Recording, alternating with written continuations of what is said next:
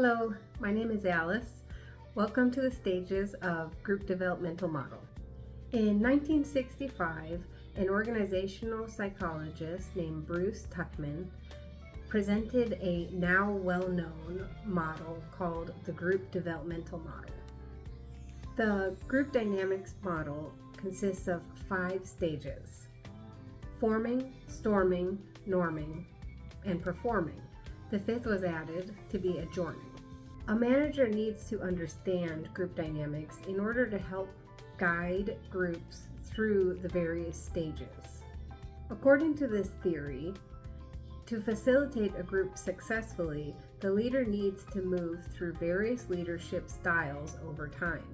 Generally, this is accomplished by first being more direct, eventually serving as a coach, and later, once the group is able to assume more power and responsibility for itself, shifting to delegator. The first stage of group dynamics is called forming. In this stage, the group is meeting for the first time. Hi, my name is Atticus. My name is Sita. There's generally a sense of anxiety and formality.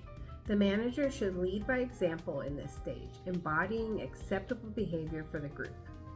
The second stage is the storming stage. This stage can go on for much longer than the forming stage.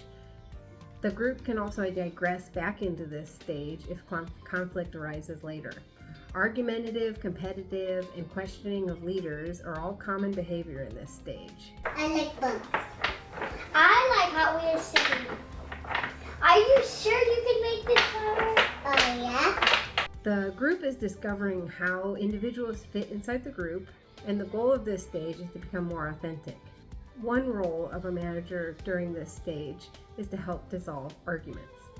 The third stage is called the norming stage. The norming stage is a relief from the storming stage. It involves establishing rules and procedure. I can have these blocks. More. And the Z. Thank you.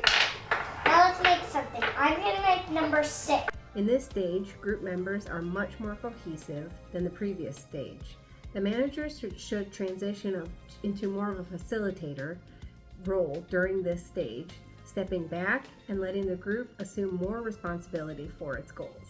The 4th stage is the performing stage. This stage is where actual work gets done within the group.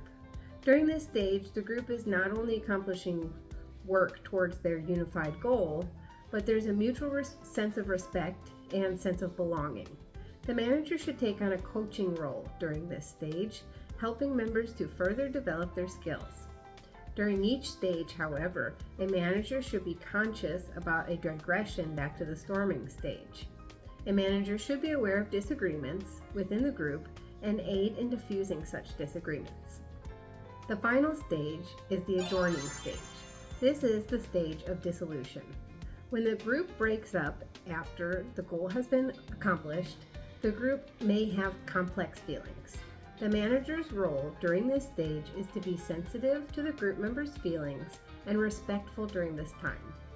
Throughout all these stages, the manager should be watchful for full participation and engagement from all the team members, as well as the potential problems such as social loafing, group conflict, and groupthink. Thank you for joining me through the stages of Group Developmental Model.